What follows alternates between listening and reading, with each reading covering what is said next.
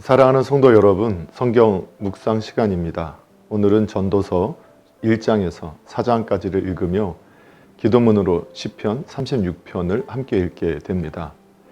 전도서의 내용을 살펴보면 전도서 1장에는 만물이 무상함을 가르치는 전도자의 교훈에 관한 내용이 나옵니다. 1장의 내용을 한마디로 요약한다면 모든 것이 헛되도다일 것입니다.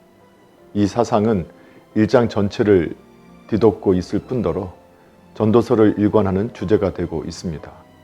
또한 이 모든 것이 헛되도다라는 사상은 로마서 8장 20에서 22절의 내용과도 깊은 연계성을 가지고 있습니다. 이처럼 하나님께서 창조하신 모든 것들이 인간의 죄로 인하여 허무한 존재로 전락하였습니다. 그러나 이와 같은 사상은 비관론이라기보다는 죄에 휩싸인 삶의 본질이 덧없다는 사실을 강조하는 것으로 이해해야 합니다. 즉 인간이 지은 죄의 영향과 결과로서 하나님과 분리된 삶 자체는 이제 전혀 의미 없고 공허하여 괴로운 것이 되어버렸다는 사상입니다. 1장의 이러한 사상의 출발은 그치지 않고 전도자의 독백이 계속되면 될수록 더 깊은 무의미와 공허로 치닫게 되는 것을 볼 수 있습니다. 그런데 이런 무의미와 공허가 깊어지면 깊어질수록 절망으로 떨어지는 것이 아니라 더 인간을 구원할 구원자와 초월자이신 하나님의 필요성을 느끼게 됩니다. 이것이 신앙의 역설입니다. 전도서 2장에는 인생의 무의미에 대한 교훈의 내용이 나옵니다. 1장에서 지혜의 추구의 결과로 만족을 얻지 못한 전도자는 감각적이고 현세적인 쾌락이 더 근본적이고 영속적인 어떤 효과를 줄 수 있을 것으로 기대하면서 그 쾌락에 대하여 2장에서 언급하기 시작하였습니다. 그는 계속해서 그가 이 세상에 대해 허물을 느끼지 않으면 아니 될 이유를 제시해주고 있으며 대부분은 인간이 세상을 좋아하는 이유가 너무 빈약하다는 것을 지적하고 있습니다. 이러한 인간의 삶의 모순에 대하여 전도자가 얻은 해답은 인생이 하나님의 선물이므로 주어진 생을 사는 동안에 자족하면서 즐거워하자는 것입니다. 여기서 말하는 즐거움은 무절제한 방종이 아닙니다.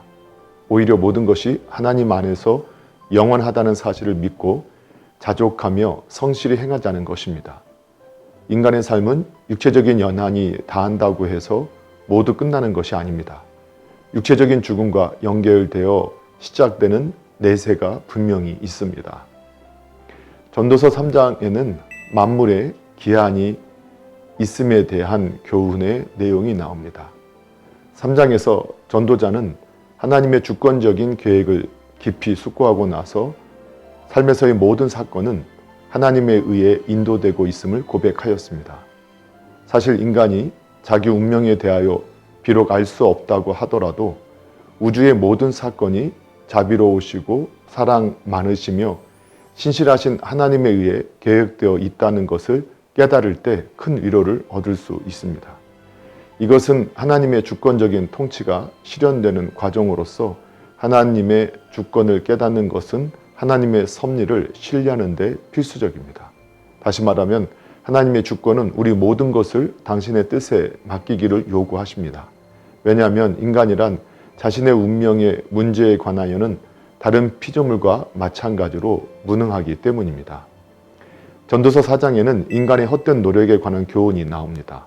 전도자는 개인에 대한 허물을 피력한 다음 4장에서부터 대상을 사회로 옮겨 그 시대의 사회와 정치 그리고 윤리적인 측면에서의 인간 활동이 얼마나 헛된가를 말해주고 있습니다. 특히 권력의 남용에서 빚어지는 인간사의 모순에 대해 언급하고 있으며 또한 인간의 삶에 있어서 고독함이 주는 비극과 연합이 가져다 주는 기쁨에 대하여 설명하고 있습니다. 사실 현실을 돌이켜보면 전도자가 언급한 것 이외에도 많은 부분이 헛되다는 결론에 도달할 수밖에 없는 사건들을 발견하게 됩니다. 왜냐하면 인간의 타락 이후로 해 아래 존재하는 모든 인간과 사물 그리고 사건들이 하나님과 부조화를 이루고 있으며 그러한 부조화로 인하여 빚어지는 결론이 헛될 수밖에 없기 때문입니다. 사랑하는 성도 여러분, 오늘도 말씀을 읽고 듣고 묵상하는 가운데 하나님의 마음과 뜻을 깨닫고 예수님과 동행하며 예수님을 생각하고 예수님을 닮아가는 복된 믿음의 삶 되기를 예수님의 이름으로 축복합니다. 할렐루야.